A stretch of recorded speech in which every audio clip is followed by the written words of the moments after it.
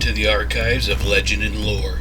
Every week, I will bring a monster, humanoid, aberration, or some other being to the gaming table and put it in the spotlight, so to say. We'll discuss some of the lore and differences in editions, and possible ways to use them in your one-shot or campaign. This time, we're going to look at Driders. You know, the half-spider, half-drow monsters. They are found in 2nd edition, 5th edition Dungeons & Dragons, and Pathfinder. I wonder if there were any spider-top, drow-bottom creations. That would be truly horrible. Imagine those babies. Ooh, yeah, that turned kind of dark. Let's jump into it. It's Scary Spider Elf time. 2nd edition doesn't have a separate listing for a Drider, just a sub-listing under the drow. The drow that have shown above average promise are summoned to their dark goddess and put through a test. Sorry, no one here to help you like in the test of the high sorcery. The ones that fail are twisted and turned into Driders. They have a head and torso of a drow and the legs and lower body of a spider. Since they failed the test, they are outsiders or outcasts from their society. I also like using them as fodder or protection for the drow. 5th edition has them under their own listing and lists them as large monstrosities. Again, in this edition, when a drow shows great promise, it must use great wrong spider, sorry. Lolth, the dark goddess, summons them to the demon web pits. That sounds like fun. Their test of faith and strength commences. Those, once again, that fail are transformed into Driders as a reminder of the goddess's power.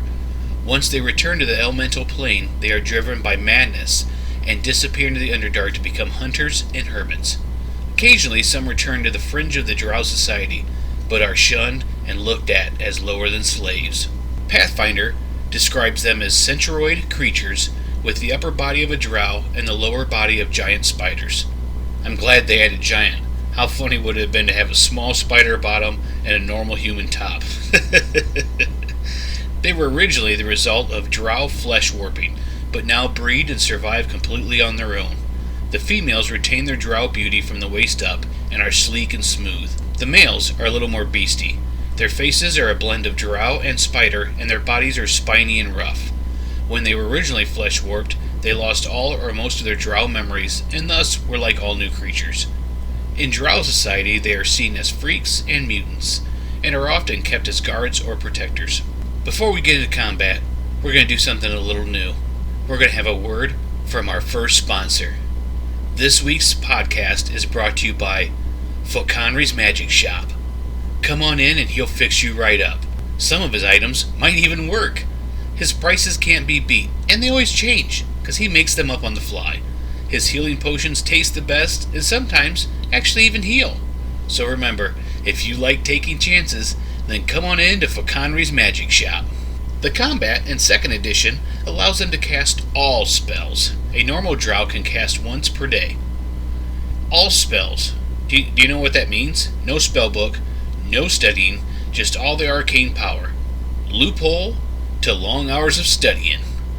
Most drow that take the test were priests, level 6 or 7, or mages, level 6 through 8. They often use swords and axes, but have been known to use bows also. They also can bite, causing a saving throw versus poison with a -2 penalty, or you'll be paralyzed. 5th edition limits their spellcasting to a level 7 spellcaster, and has a table for spell slots. The Drider makes 3 attacks, either with its long sword or its long bow. It can replace one of these attacks with a bite attack. The Drider can innately cast Dancing Lights, Darkness, and Fairy Fire. Pathfinder gives them an added bonus to their bite, Poison. A Drider can cast spells as a 6th level cleric, sorcerer, or wizard, but does not gain any other class abilities.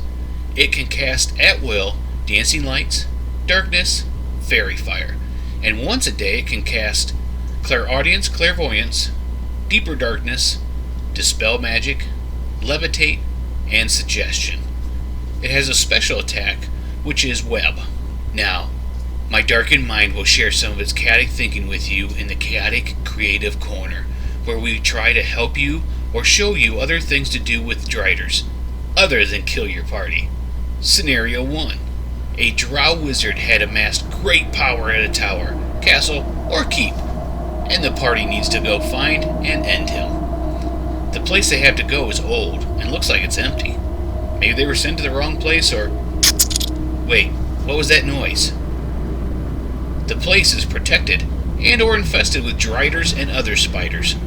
The wizard is a drow that was turned into a Drider, and through dark powers and deals has become a complete drow again. And the big boss fight ensues. The second scenario. A drow goes on a quest to try and recover an item of power. I don't know, a boot of kicking or something. And bring it to her priestess. On her way there, she meets a human male.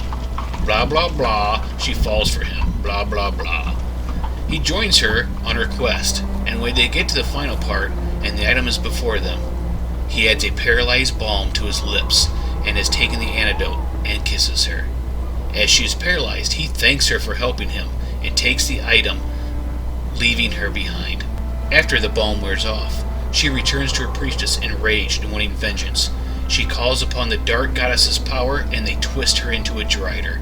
She gathers a group and heads to recover the item and get vengeance. The adventurers are in town, the city, or a keep as the Driders start to attack.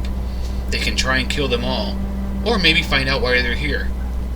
Could try bargaining with them, however they want to play it. The final scenario. The adventurers are besieged to come help a beautiful elf maiden. When they first meet her, they are brought into her bathhouse by some armor that never speaks, and she's mostly submerged in a hot pool, with only a few candles to illuminate the room. She has some of the palest skin they've ever seen, but she is almost perfect in all of her other features. She explains that she has a condition, and must bathe several times a day and stay to the darkness.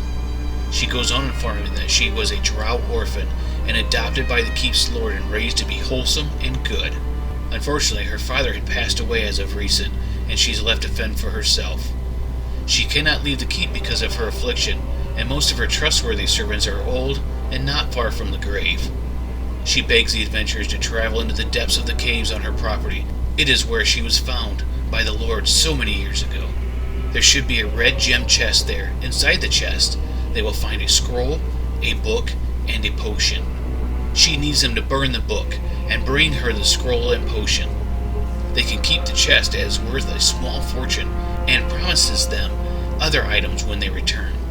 If the adventurers brave the caves and find the items, and they find it in their hearts to bring them back, she will greedily drink the potion and read the scroll. Magic swirls around her, and she is lifted in the air, out of the water. The room is aflame with bright magical light, and they see her for her true form, a Drider. If they wait for the magic to finish, her spider part falls away, revealing perfect drow legs, and she is cured. She gives the adventurers the items promised, and thanks them. They are escorted out by the same armor as before, the only other moving thing they've seen since being at the keep. If they actually look around, they will see signs of struggle and dried blood here or there. Plot twist. She killed the Lord and everyone in the keep because they held and magically kept her from the cure to her affliction. If they go back, she is gone, and the armor is a helmed whore. They can at least get some satisfaction from killing the armor if they like. So, you made it through another episode with most of your sanity still intact. I hope you can join me next time where we'll delve into the dusty tomes, legend, and lore to bring you new ideas to your game. If you did enjoy this, please like and subscribe so you'll see my newest videos and podcast. Thanks, and remember, if you are truly chaotic, your players will never know what you'll throw at them next.